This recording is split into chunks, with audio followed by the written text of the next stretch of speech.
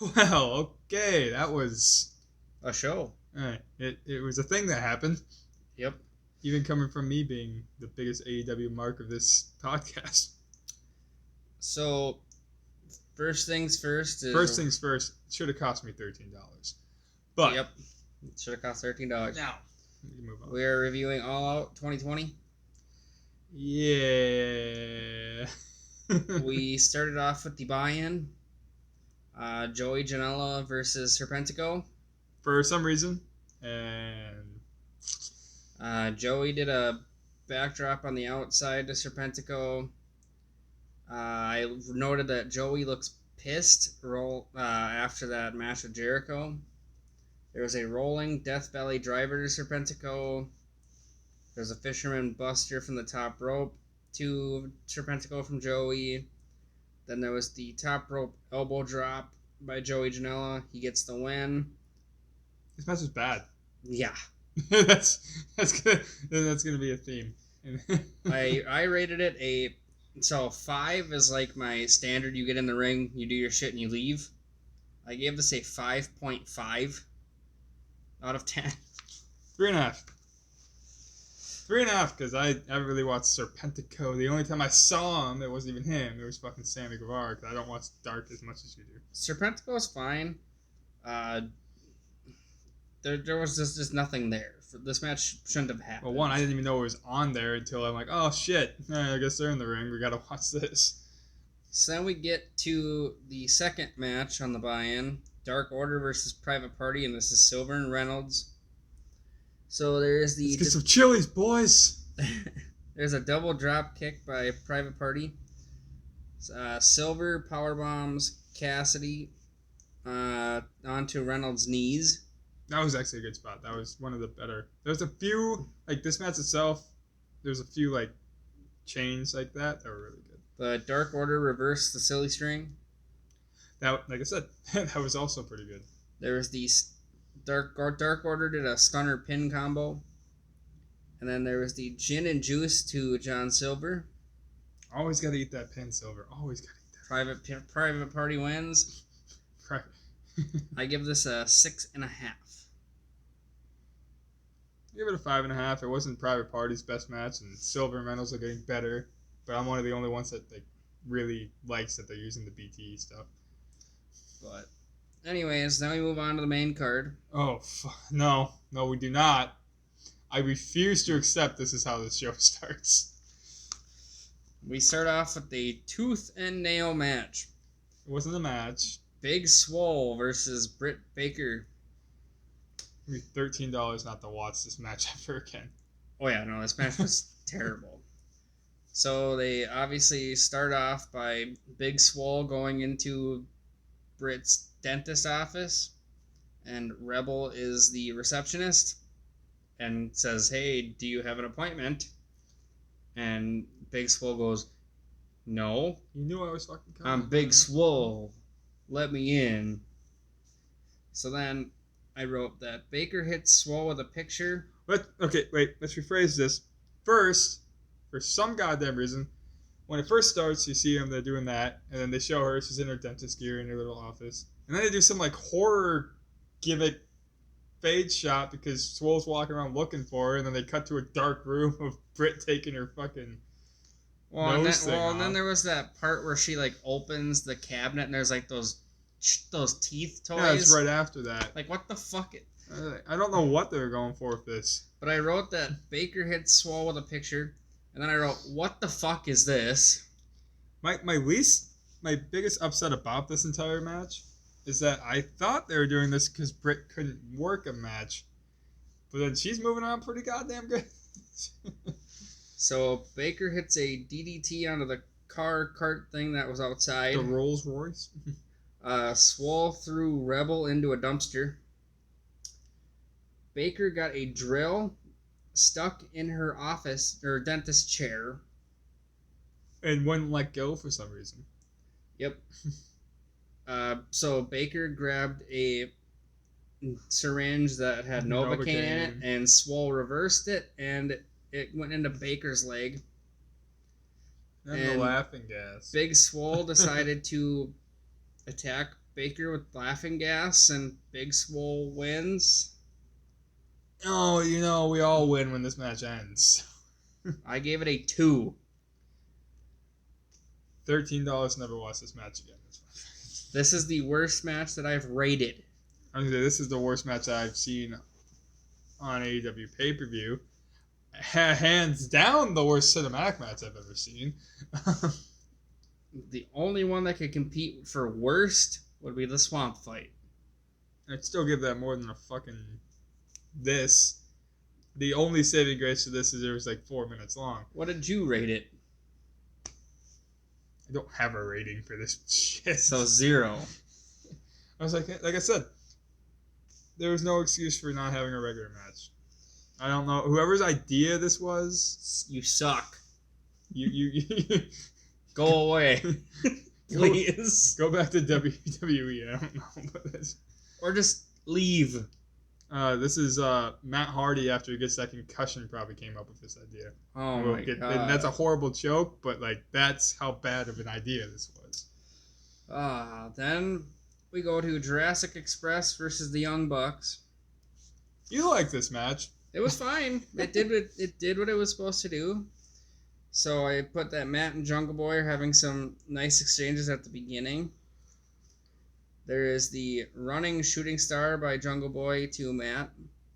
There's the flatliner combo by the Jurassic Express to Nick. There's the bulldog combo drop kick by the Bucks to Luchasaurus. Matt caught Jungle Boy in the tornado DDT spot and gave him a Northern Lights suplex and kept doing it until they rolled out of the ring and even over the barricade. They tried to go over the ropes. Well, they got caught. Well, I don't think he was supposed to get hit with that move anyways. I think that was the intention, regardless. And then they moved into the continuation on the ground. Luchasaurus did the chokeslam moonsault combo to the Bucks. Jungle Boy dives off of Luchasaurus onto Nick. Luchasaurus has a moonsault to the Bucks on the outside. I want to go back to that chokeslam moonsault combo because he hits the chokeslam on one. He chokeslam, flips the other one. Yep. And then does his backflip. Yep. I was like, okay. I mean, contrived as all hell, but okay. Nick does the apron powerbomb to Jungle Boy. Nick does the Canadian Destroyer to Luchasaurus. Nick decides to fuck with Marco. Kicks him and takes his crutch. They were fucking with him most of the time. There's the Poison Rana to Matt from Jungle Boy. Poison Rana.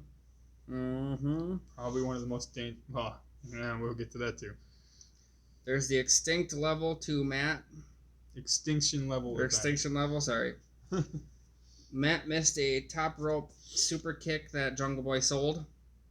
Well, you have to. That's the match. They had the BTE trigger put away Jungle Boy, so the Young Bucks win.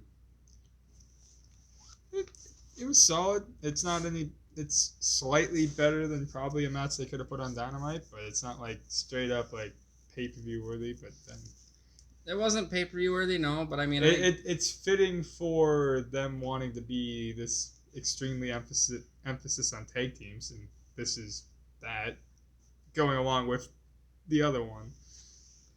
Yeah, so thinking about it now, I'm actually gonna go down on my original rating a little bit. I'm gonna go 7.25. I brought you down just a little bit. I'll give it a 7. But then we went to the Battle Royal. So we had the clubs started this match, and that was Trent, Christopher Daniels, Jake Hager, The Blade, and Ray Phoenix. Yay. Then we had the Diamonds, which was Frankie Kazarian. Basically, nothing special happened in the first 3 minutes of the match. I didn't write any particular notes. I just remember a couple there of the really spots. wasn't, because nobody got eliminated until the second group. But Frankie Kazarian, Will Hobbs, Chucky T, Santana, and Ortiz were the Diamonds. And they attacked Chucky T before they even got to the ring. Mm-hmm. The Hearts were Billy Gunn. That lasted so well. Let me look at the new name. You forgot his name? Penta L0M, It's not the new name. He's had that on his Twitter forever. but Pentagon Jr., Ricky Starks, Brian Cage, and Darby Allin. The Spades were Sean Spears, Eddie Kingston, Butcher, Sonny Kiss, and Lance Archer. And the Joker did make a joke of himself. Oh my God. Matt Sydal. If there was ever a perfect representation of what 2020 has been for everybody, it's Matt Seidel's big entrance, and then he fucking flip-flop and flies his ass to the ground trying to do a shooting star press. Yeah, Matt Sydal gets in the ring, tries to do a shooting star press, and did he land his arm on the fucking rope? Is that what fucked him up? I don't know what fucking happened, but he doesn't even do. He just I think he slipped on the jump, and he just falls straight down. And it just so we were excited, we're cool, yeah. And it's like bang. A couple other memorable moments were. I will. One more thing on the side out thing. I will give him props though, because he was still in the ring for another 10 minutes, and he still had to put on the rest of the show. Without... Oh yeah, no, I mean he did fine minus that one spot. I'd say it's the biggest spots of the night, but yeah, we'll get there too. Yeah. So Darby Allin and Brian Cage Ricky Starks and Brian Cage grab a body bag. Well, let's first talk about how when Darby gets there, he just fucking starts decking him with skateboard. Oh yeah, no, he starts kicking their ass. Ricky tries to punch him, and he punches the skateboard, and he just... or Cage punches the skateboard. But they grab a body bag, and they put thumbtacks in it, and put Darby in it, and then they proceed to throw his ass out of the ring into the steps. No, they throw him into the... They just threw him, into the steps for the entranceway. Yep. So that was a cool spot. Like you said, the Billy Gunn spot was nothing. He was in, hit a famouser, he was gone. Shocking moment of the night. Sonny Kiss eliminated Jake Hager. Yeah, that. And then immediately got eliminated by Lance Archer. Your last three were Lance Archer, Butcher, and Eddie Kingston. This pissed me off because this was so overdone. Like they needed all this extra shit to make Lance Archer look good, or also make Eddie Kingston look like a pussy. It could have been booked differently.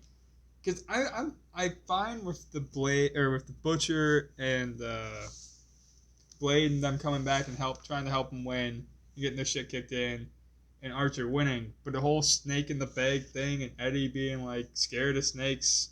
Well, the weirdest thing is, so you got Jake the Snake Roberts just showing, like, opening up the bag, going, "Look, there's a snake in there," but he never even shows the crowd. No, and then he starts smacking him with the bag. Yeah, which, if you had a real snake in there, you wouldn't be smacking somebody with a fucking bag with a snake in it. Take the snake. I'm gonna beat you with my snake for $13. $13 now, beat your snake. Wait, what? $13 and I'll beat you with my snake. That's a whole different thing. They're both bad. Yeah, they are. Nonetheless, so... Smack him with dick, smack him with dick. Overall, I gave this match just a 7, because it was fine. It wasn't anything special. It's a battle royal. It's like 6. It's a battle royal. 6.5. I did like the body bag spot. Alright, then I believe this was the Kip Sabian promotion. Oh, okay. So, this is dumb, but I called it. But funny. The ending is. The beginning part, the stupid... Yeah, that was dumb. The moment they said there's a message from Kip Sabian, I'm like, they're going to do a Twitch joke. They're definitely going to take a shot at...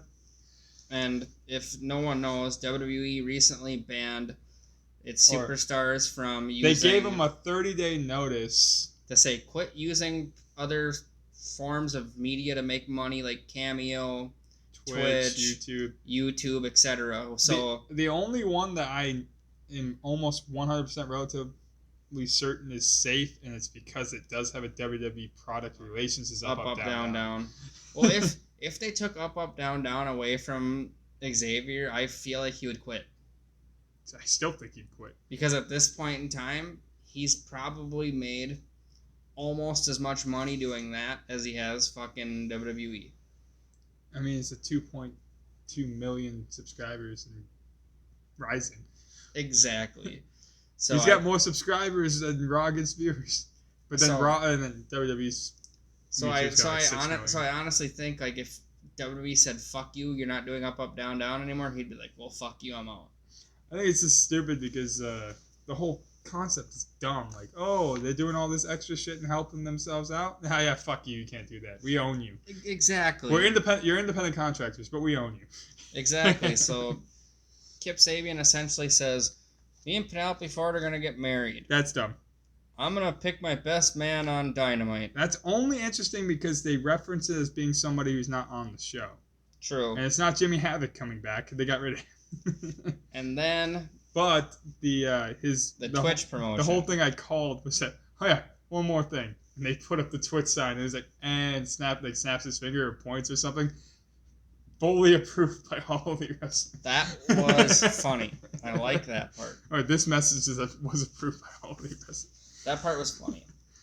It reminded me of the Xbox One PS4 thing when Xbox One said you couldn't sell used games or like borrow games when it first came out, and the PlayStation guys just went, how to borrow game or how to share games on PS4. It's just he hands the guy the game. So, it was pretty bad. That's exactly how it felt. So then we had the Broken Rules match. Oh, Sammy Guevara versus Matt Hardy. This is the controversy, is it not? Oh yeah, no, it's definitely is. This isn't gonna go well. It's all over Twitter already. We're gonna go over. First off, we're gonna say this match was short. They had a longer time trying to figure out if Matt was gonna wrestle, which was stupid. So first things first, they started off on the football field, and Sammy's in a golf cart, and he's chasing Matt. So this is a throwback to a couple weeks before Stadium Stampede. This is at Stadium Stampede as well. So Sammy's actually chasing Matt down for once. That was fine. Then Matt and Sammy are fighting backstage, and Matt does a DDT onto a picnic like table. Then they get on a scissor lift, and they're fighting, and they bring it up maybe a couple feet. But you don't want to go any higher? No, you don't want to go any higher. But there's like 2 merch tables that are there. You completely missed the first table. And Sammy spears Matt Hardy through those tables from the scissor lift. And Matt looked dead. And okay, the controversy. So let's actually just run it back. Just keep going through, and I'll go back to it. I'll explain why you realize something's wrong. All right. So then, right after that, you can tell Matt Hardy's not 100% because they're like trying to fight, and Matt is literally not doing anything, and Sammy's just like falling down trying to sell it. Took his pants down. He like swiped his ankle barely. Yeah, he like swiped his ankle barely, and Aubrey Edwards throws up the X. Like we need help right now. So then the medical guys come over and they're like, this match is over. They ring the bell. Well, then Sammy's getting taken away, and Sammy's like, no, this doesn't end this way. This ends with there has to be a winner. And so they're taking Sammy away. Oh, fucking, when that has to be a winner thing, that was Justin Roberts chimed in. When Matt was then he said it, yep. But then Matt Hardy, like a minute later, is like, yeah, I'm wrestling. I'm going to wrestle. You can tell Matt's not all there at this point in time. Let's get to the end, and I'll talk about everything I didn't like about it, because it's so unsettling. So then, after this point in time, they go on to the staging area. They climb up some scaffolding, and I saw this when I watched it. There's once or twice where Matt looks like he slips attempting to climb up the scaffolding, which a normal Matt Hardy would have been able to do no problem. Well, then... and then when it ends, he doesn't even hit him. They're in the scaffolding. Matt Hardy does an attempted punch, which doesn't... Basically, Sammy obviously doesn't even connect. And then Sammy just launches himself off. And Sammy launches himself off through a table. Or basically a similar structure to what he went through, which is probably how the match was always going to end, because that was set up for that. Yeah, no, that part I feel like would have ended the same way. But it would have went on like another 10 minutes. But here's my thing, and like this whole thing just felt so weird. You can tell that Matt's fucked when the spot happens. Yep. Because this is a last man standing match, and what's the first thing? Aubrey's like, shit. And Aubrey's like talking to him, trying to get it, like, because he's just dead. And Sammy's like, okay. Yep. And he's just down there, and Aubrey's trying to figure it out. It takes like a minute and a half before Sammy's like, count him.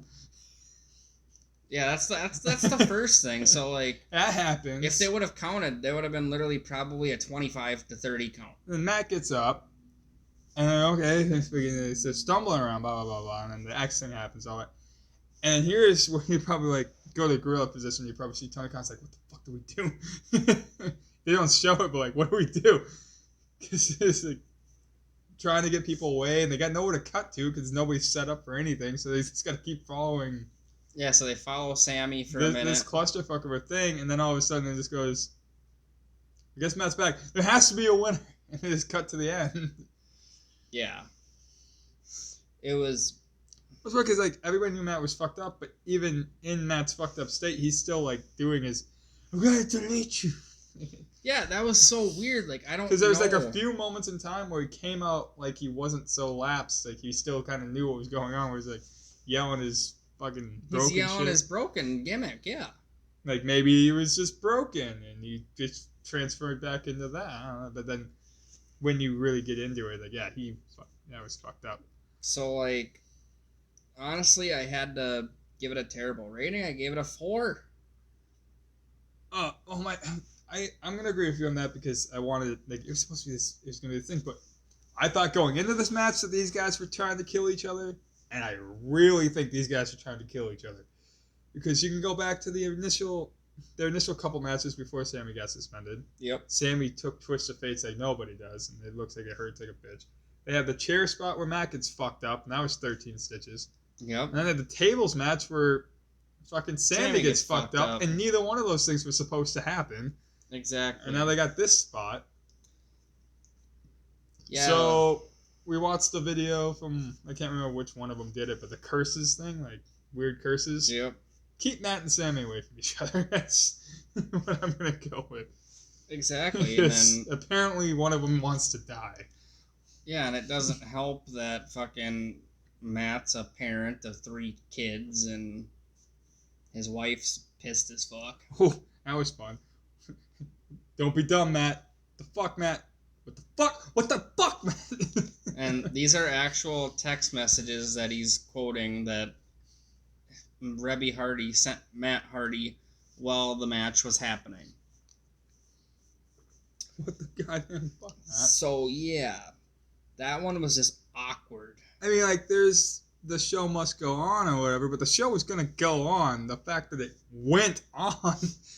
If they honestly would have just killed it after the spear spot, that would have been fine, because don't get me wrong, it should have went on longer than that, but with Matt being in that state, if they would have just ended it like that, I would have been fine. My issue with them saying there has to be a winner and not ending it with the spear spot is if they would have did it like the spear spot was nothing, they could have countered it and it would have fine. been over.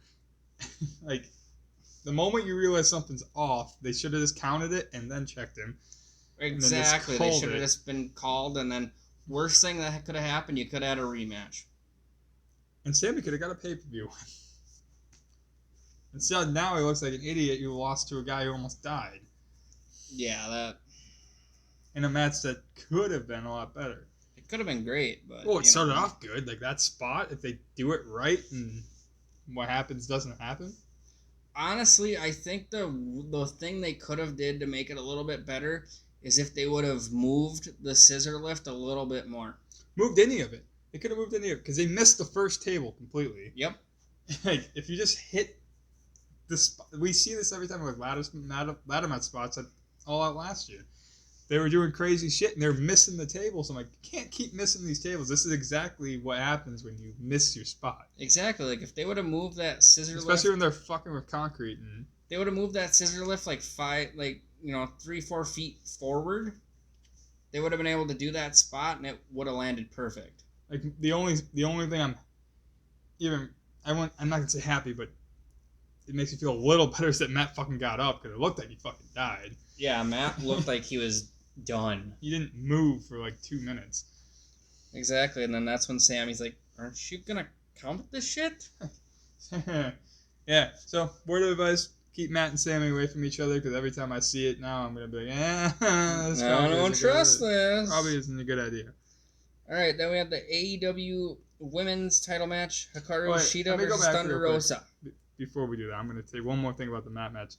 For as shittily bad as the two from Naylor's match, this has to go down as the worst match of the night because of the decision making to keep it going.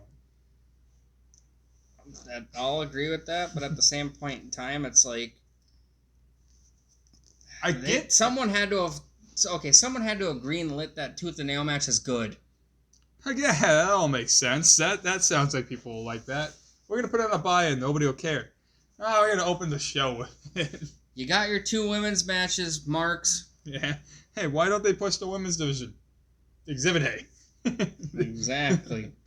But Exhibit B, why they should push the women's division, which is coming off that Matt Hardy thing, kind of sucks because it took a long time to actually get into this. True. So I didn't write too many notes on this one, but I wrote that Thunder Rosa ran and jumped off of the chair with the knee to Shida. She did drop kick, but she stole Shida's move, yeah. Shida did a Meteora to Rosa on the steps on the stage. That was really good. Shida did the backbreaker to Thunder Rosa and the Shining Wizard. So, Hikaru Shida walks out as champion. I only really have one actual spot to mark. I can't remember what the actual spot was, but I don't know if it's a kick out or something after that, but something happens. They do this close up of fucking Thunder Rosa, and she's just looks crazy with her tongue out. She's she's pissed. I was like, that was cool, but my whole thing is the match didn't need you don't need a lot of noses, but this match did. It did what it's supposed to do. It's for some reason every time they do the AEW Women's Title matches with Shida and somebody, because the one with Penelope Ford was good, and we've seen Penelope Ford have some bad matches recently. Oh yeah, but that was a good match. Her match at Double or Nothing, where she won the title, was good with Nyla. Yep. This was good. The title matches are working. The problem is they can't get anything that's not a title match to be good, or even remotely passable. I should say. So far they're having difficulties in that department. Championships are fine. Well, they had it's funny because they have a list of people now that I can name that could be good. They got Shida. Statlander will be back, but I know a lot of people don't like her, but I like her. Penelope Ford is good if she's in with the right people. Britt Baker's good. Swole, I don't even know what to say about that anymore. This is probably her idea. I'm not really happy about that. Might have been Britt's idea, but someone greenlit that shit. And then Evilise on the sidelines. Diamante on the sidelines. Nara Conte. I'm not going to pull a Jericho and call her Taya. Tay Conte and Anna Jay. They're off somewhere. Yep. Brandon, you got Abaddon. Brandon can go fuck off Abaddon. Meet Sax. That's what I was trying to figure out.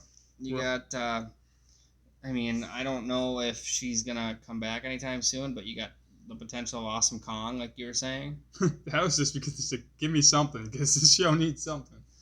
Like you said, there's also other people waiting in the wings, like Nyla, obviously, is still waiting. There's a potential Riho comeback eventually. A magical girl, Yuka Sakasaki. Sucky, $13. Sakura.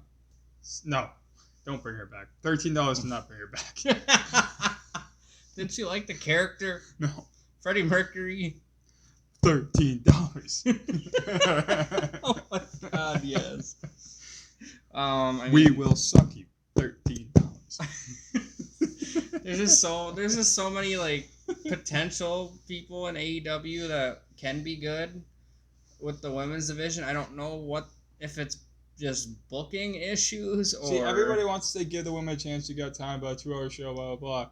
There's a reason they get 10 minutes a show.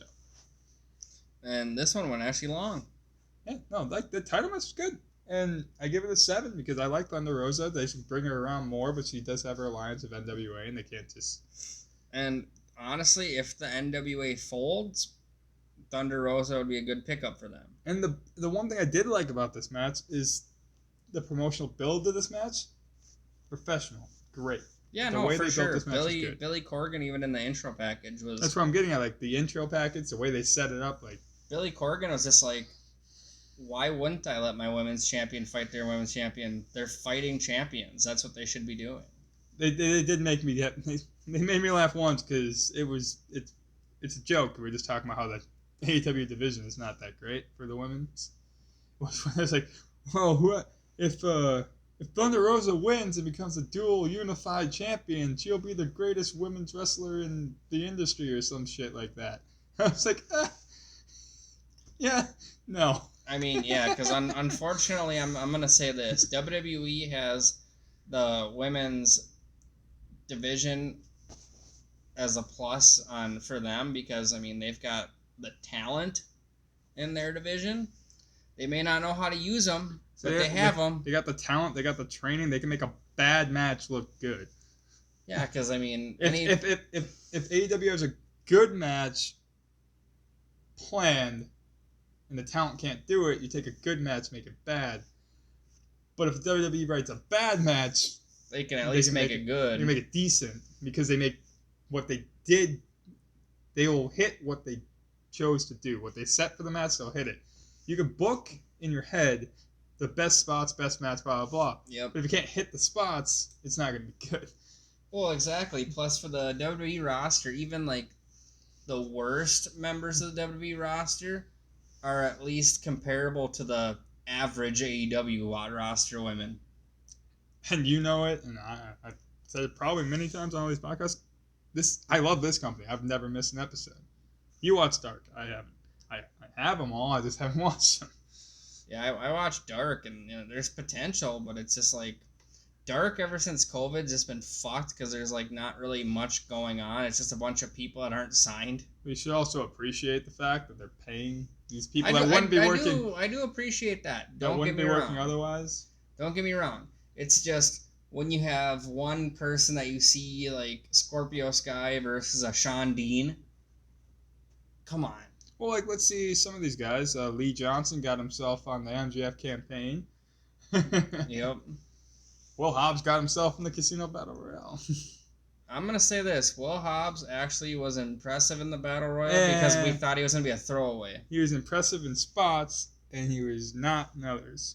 Well, like the elimination spot with Brian Cage, he kind of fumbled that up a bit. Getting into the position to be in the right spot. You gotta think though, he was at least there, and he actually made a decent impact. But the hell of a spine buster, I'll tell you that. Versus him being like eliminated like Billy Gunn in 2 seconds. That spine buster was pretty good. He was supposed to take the shooting star press from Matt Sydal. That was truly the biggest shock though too, and that's why I hate they didn't hit it. Because like, oh shit. Well, plus we're going to see Matt Sydal more because he's going to be in that Ring of Honor Pure title tournament. I'm sure he's going to show up on Dynamite. I don't think this was a one-off. His first round match is going to be against Delirious. Oh, he'll win that. He better win that. Delirious can eat shit. I hope he wins so much. But back to where we're at. I love AEW, but the women's division, and even every review we do, I'm always favoring the match more than the rest of you guys. Even though I just think it's still not good. This time we timed it all perfect, 7-7. So then we moved on to the Dark Order versus Matt Cardona and the Natural Nightmares and Scorpio Sky. I honestly didn't write any notes because I thought this was a very average match. It's a Dynamite match that made it on the pay-per-view because they want to set up the main event of what's going to be on Dynamite.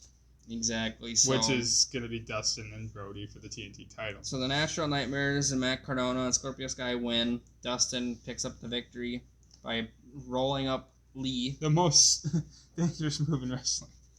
Then afterwards... he didn't roll up Lee. He rolled up Colt. Oh, that's right. That's why Lee was pissed at Colt.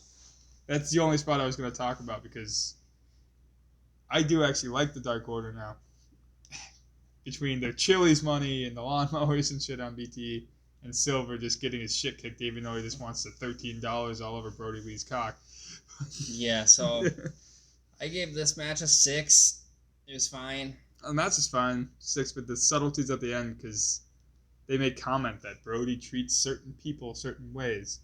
He's never got on Stu's case. He's never got on Anna's case. He never got on Colt's case. And then he got on Colt's case because I set you up. I set you up. You fucked up. I set you up. Yep.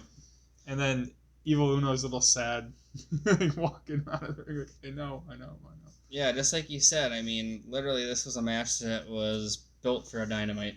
It was set up for Dynamite. It's all out big pay-per-view, set up a match for Dynamite. Yeah, which that's not the way to book your pay-per-view. But I guess it makes sense because since the TNT title is basically trying to be a more prestigious variation of the TV title, it's not really a pay-per-view title outside of Double or Nothing. True. I mean, we'll see more pay-per-view matches for the title. I'd hope so, but it's going to be defended a lot on TV. It's basically the point. then we have our highlight of the show. This did everything I thought it was going to do. It didn't do more, but it didn't do less. We had the AEW Tag Team title match, Kenny Omega and Hangman Page versus FTR. Or it did a little less. First off, FTR stretched Page outside on the turnbuckle, so his back is getting stretched. Then That's when freaking JR was like, he said something where he's like, at least the turnbuckle stopped. Or at least the ring post stopped him. Yep. Then Kenny did the Terminator tope at both members of FTR. This is a long match. So a lot of these spots take place minutes apart. Kenny did the knee trigger to Cash. There was the brain buster to Dax by Kenny as well. The Poison Rana and Tiger Driver 98 to Cash by Kenny. V trigger to Cash.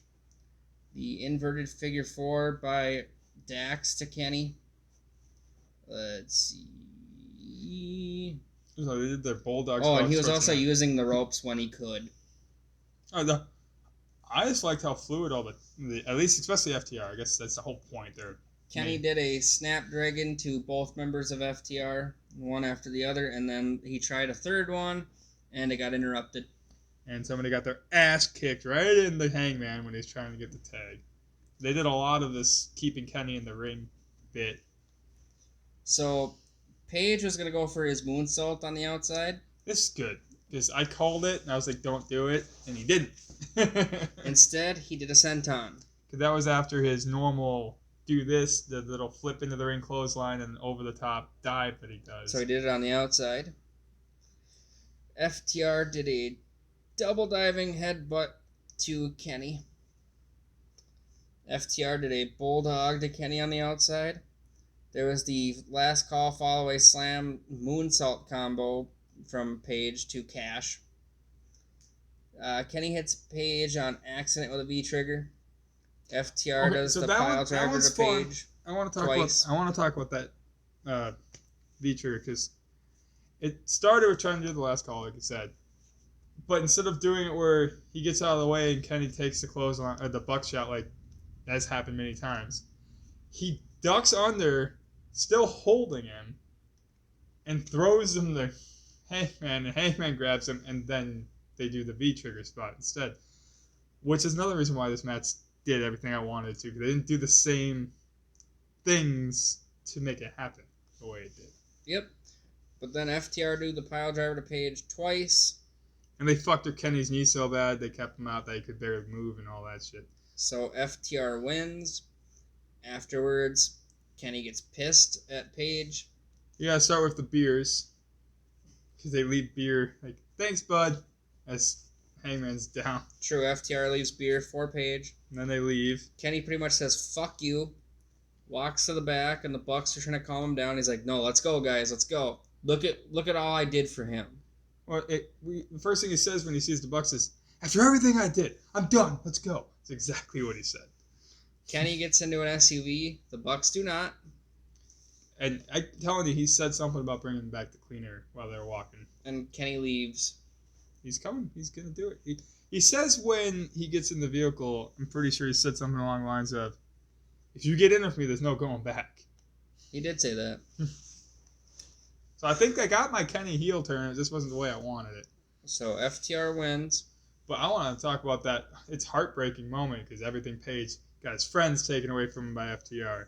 A title taken away from him by FTR. And his last remaining friend, he just walks up and just falls flat on his face because Kenny's like, fuck this, and he leaves. Yep.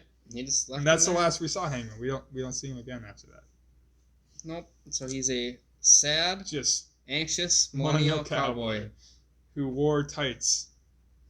And his little bio thing says, I don't care what this says. He's like, I don't care what these say anymore. Which means we're not going to get any more t-shirts. True. You got 2 t-shirts because of those fucking things. You're wearing one right now. Man, I want to get the other one too. So, what would you rate that particular match? I'm giving it a 9. I give it an 8.5. I gave it a 9 because it's exactly what I expected. 'Cause I wasn't expecting Bucks versus Omega and Kenny because I wasn't expecting that either. FTR is not the Bucks, but in a good way. Yeah, no, it's not. I liked it. I mean, it's the best match of the night. And it will remain the best match of the night. Oh, yeah, for sure. I mean, But it barely beat this match, though. The Mimosa Mayhem match. I was going to go on the topic. At least somebody changed titles. Because we'll get to that in the main event. Second best match of the night, of course, the Mimosa Mayhem match. Orange Cassidy versus Chris Jericho. Is it opposite day? Because Well, yeah, of course. this, for what it was, it is what it is. That's what I was. Yeah, This no. is exactly what it was going. That's this is what sarcasm, people. This is what it was always going to be. There's nothing. I came in with a baseline of a 5, and it's going to get a fucking 5. It's still Jericho.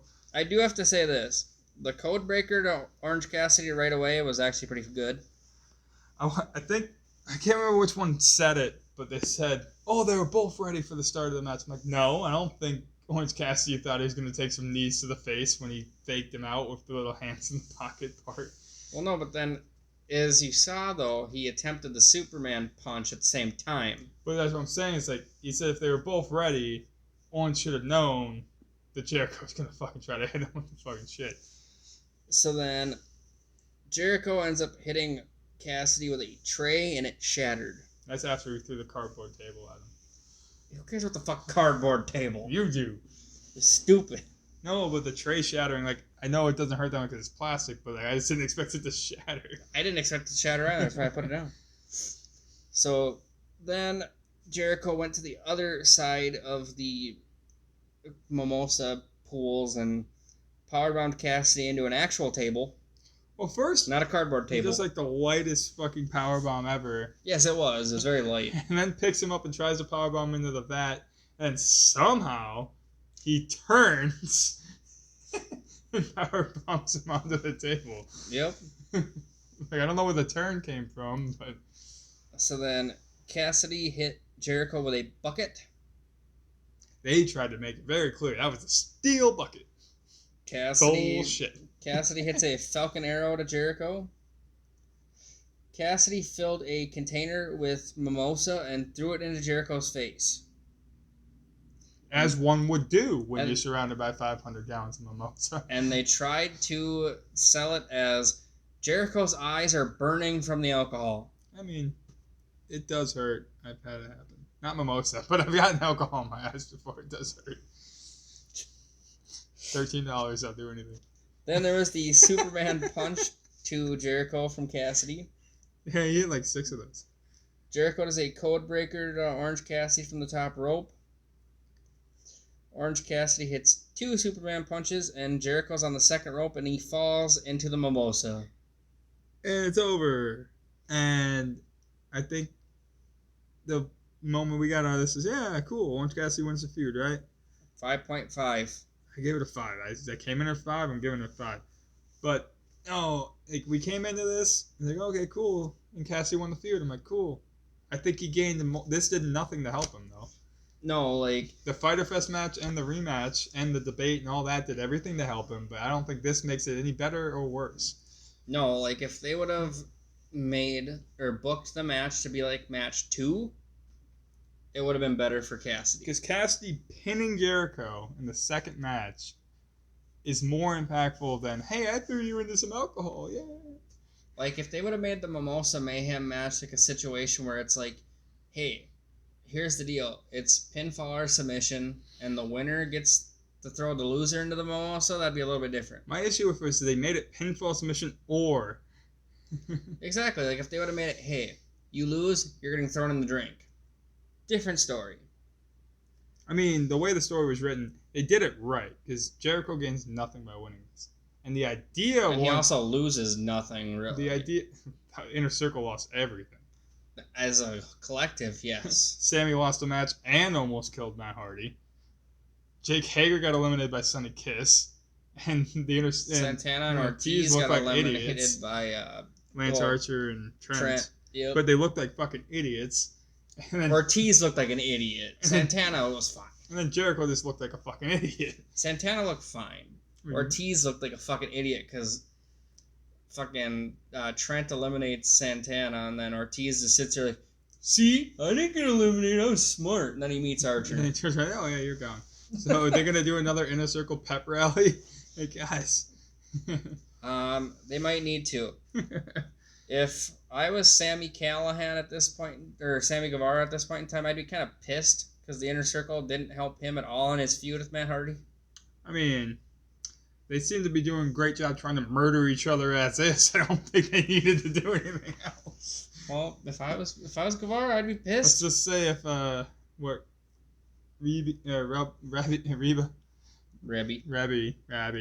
if what Rabby's saying on Twitter and shit, I don't think Sammy Guevara is welcome, or a lot of people from AEW right now are welcome at the Hardy compound right now. So we might not get one of those matches.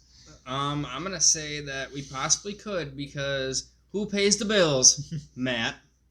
See, Matt's like, I'm bringing Jericho over. I'm gonna go have fun time with my friends. Exactly, because and we brought a camera crew. Deal with it. Because Reby does not, from what I am aware of, I don't believe she works. So Matt is making the money. So I think what he says goes. I still think that was fucking hilarious. Like, what the actual fuck? That was good. What the goddamn fuck, Matt? Yeah. So then we end the night with the AEW World Title match: Jon Moxley versus MJF. Slow, methodical, slow. First things to first. Start. MJF says, "Sorry, folks, you're getting wrestling tonight." That was 4 minutes in. He's basically just been doing rest holds and chokes the entire time. Moxley attempted the paradigm shift, but then the referee was like, "You know it's illegal." I hated that they kept doing that, but I knew they were going to do it, so I don't like how the match ends either. Moxley did a tope to MJF. MJF slammed Moxley's arm/shoulder into the apron, the hardest part of the ring. And this becomes a main focal point for MJF's attack for the rest of the match. MJF whipped Mox's arm into the corner. Mox slingshotted MJF into the turnbuckle on the outside. And while this was going, I called it when it happened. I was like, and we're going to get juice. MJF's going to bleed. I called it. And while they were doing that, I think Mox got in the ring at this point, tried to jab his shoulder back into place. That's the next thing I wrote is Mox is trying to put his shoulder back into place. And then the next thing you see, MJF is busted wide open. Yep. Which happens twice. There's the black hole slam by Mox to MJF. There's the pile driver to MJF from Mox.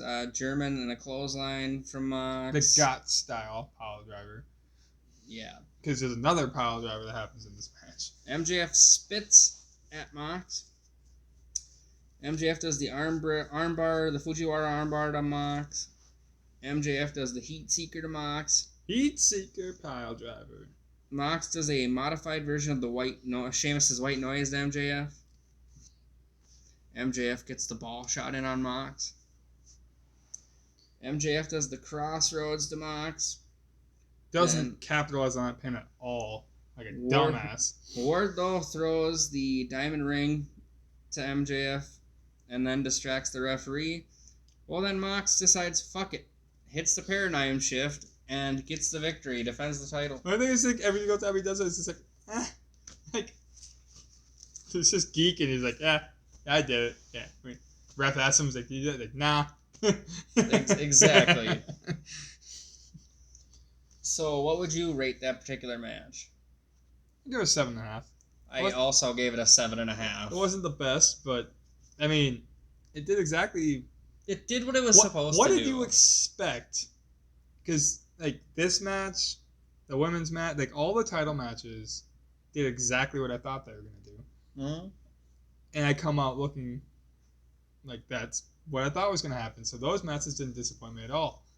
It's those weird moments with the fuck up, like the Seidel thing and the Matt Hardy situation. That was the biggest one. Whatever the fuck that Britt Baker match was. Yeah. Like, that's like, this is the main matches that sold the pay-per-view are not the reason why I think this pay-per-view isn't their best.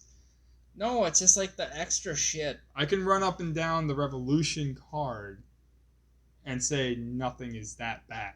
No. But I can run multiple scenarios in which this show has bad moments. Yeah. And none of them have to do with the lack thereof, like the fans having 20,000 people or 10,000 people at Revolution. Yeah, no, like, has nothing to do with why. No, the tooth and nail match wouldn't have been good whether there's no audience. The tooth and nail audience. match would have never happened. If okay, no matter what the situation is, there could be 20,000 fans, there could be 0 fans. Tooth and nail match would never be good.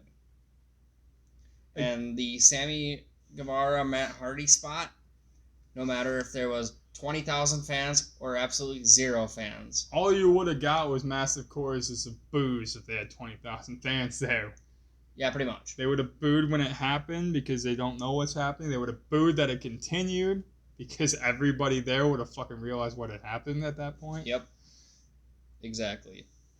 So, it doesn't matter how many fans are in attendance. The stuff that was bad on this show would have been received as bad no matter what.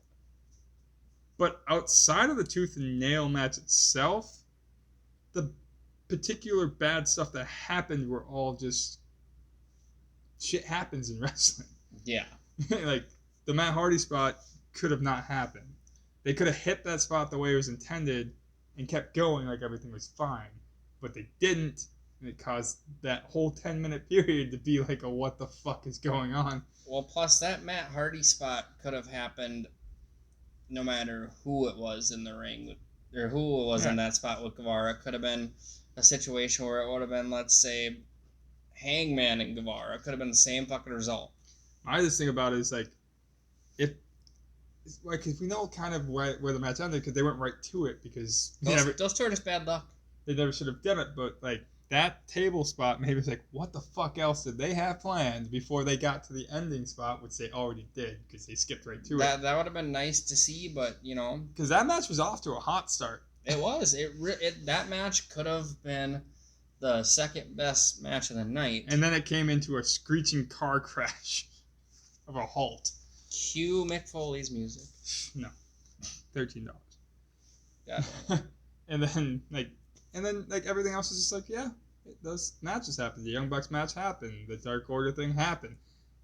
Like, the Dynamite matches to fill out the pay-per-view. Pretty much. The pre-show matches don't matter anyways. No. I'd still give the show a 7. Yeah, I mean, I would give it a 7 overall too, and it's like... It's because I have to, because I only gave one match a 9. If you're interested in storyline continuity, you would want to try to watch the title matches on this particular show. Oh, you should definitely watch the tag title match for sure. If you're into storylines. If you're into the Spot Fest, go watch the Bucks match at Revolution. Go watch the ladder match from last year. The Bucks match from Revolution and the FTR match from here are both good for different reasons. I gave the Bucks match a 10, I believe, when we did the Revolution. Yeah, I believe so too, and that was all spots. That was great. And I don't like the Bucks. It's just that story, the way they built it was really, really, really good, and the match fucking delivered. Yep. And this story was really, really good, and the match fucking delivered. And I think if they had fans and you got some of the interaction, but if it did have the 10,000 people like Revolution did, I think it would have been received well in front of fans because it did what it was supposed to do. Well, when the fucking match started, before they even did anything, you got the fans that were there. This is awesome.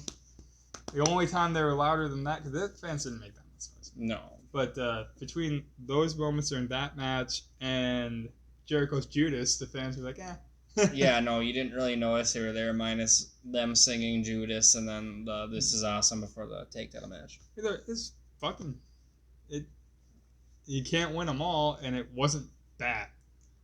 If this is okay, and let's say a year and a half, if you tell me this is the worst AEW pay per view, I'm fine with that. In a year and a half, we have between now and a year and a half from now, we have 6 pay-per-views.